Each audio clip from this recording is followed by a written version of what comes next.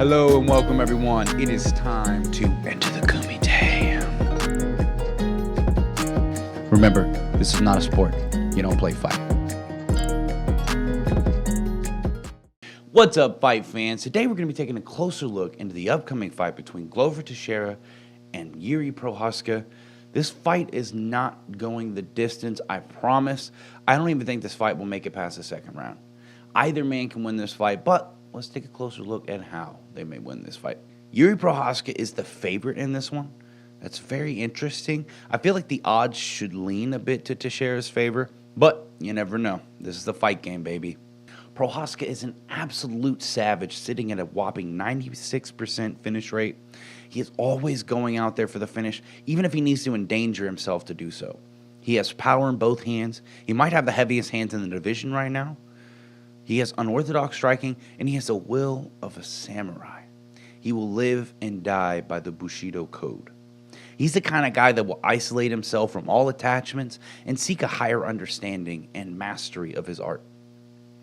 His mindset and willpower, in my opinion, are the biggest things he has going for him in this matchup. He's dedicated himself to the way of the samurai, and that kind of discipline, coupled with passion and lack of distraction, are undervalued in modern-day society.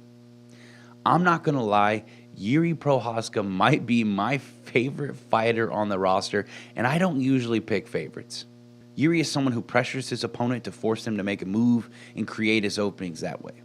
I will say that it's hard to get this style going against someone who has a severe grappling advantage over you. That being said, Jiri has some of the most devastating shot selection that I've ever seen.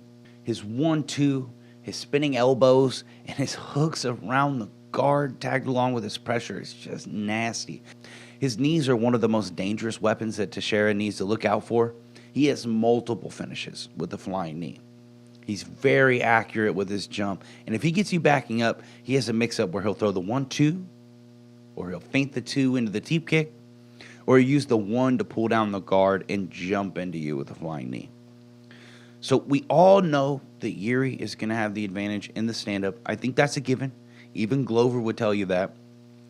But let's take a closer look at the other side of the coin, where the advantage might even be greater in favor of Glover Teixeira.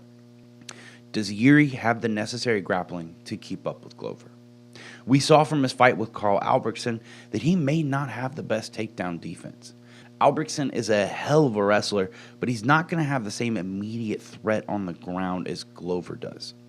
Every second that Glover has to work, he's advancing position, threatening a submission, or softening you up to make you roll over so he can take your back.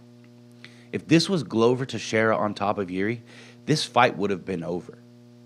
Jiri wasn't really showing a capable enough guard game to keep Teixeira from getting to incredibly dominant positions.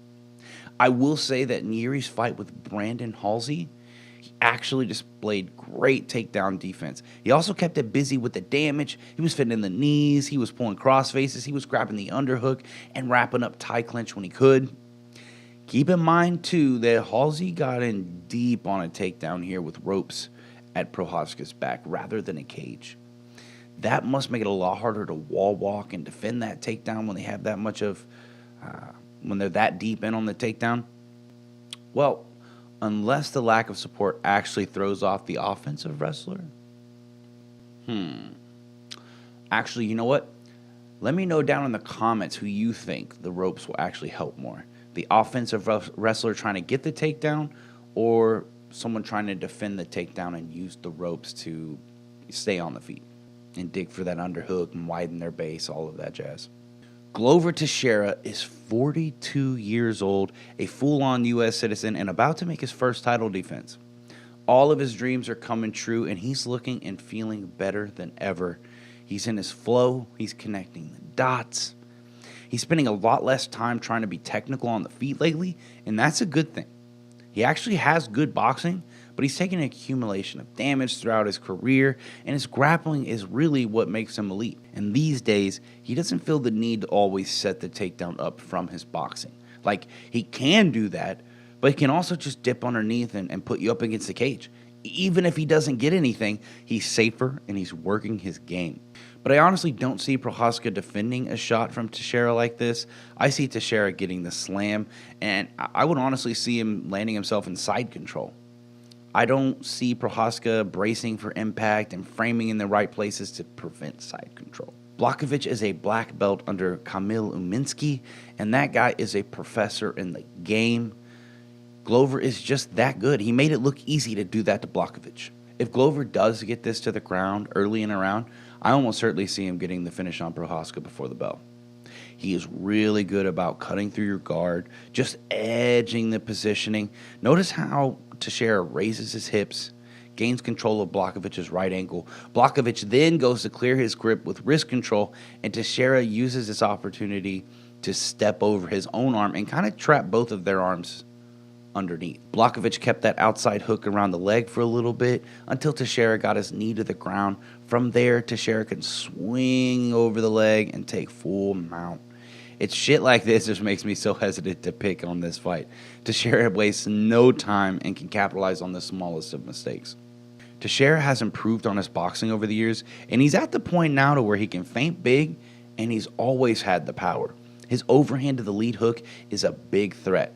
Prochazka is going to be low in his stance due to the threat of the takedown, and if he's off his A game, then don't put it past Teixeira to get him thinking about the takedown and pushing Prochazka's button. Prochazka doesn't have the best defense. He mostly relies on some pretty slick head movement and his Thai boxing style cross parries.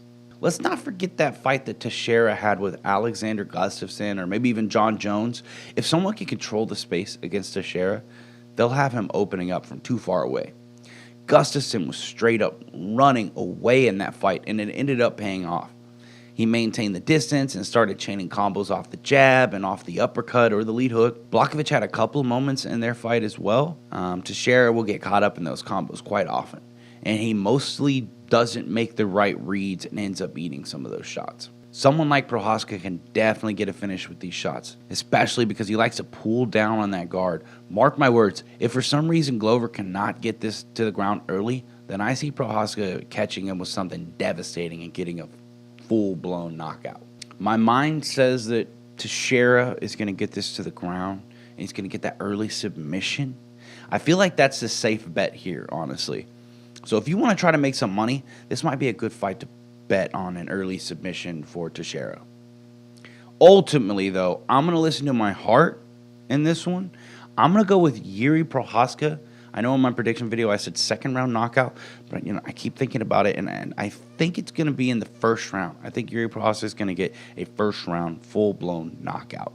It's honestly a pick'em fight for me, and it may be 50-50 right down the center. Will Prochazka's all-in style get him that knockout, or will it get him taken down and choked out? That's the question here. With that, I'll go ahead and wrap things up. If you like the content we're providing, make sure to like, share, and subscribe. If you disagree with our picks, make sure to berate us down in the comments below. You can also follow us on Instagram and Facebook, and you can even follow me personally on Twitter. Remember, this is not a sport. If you don't play, fight.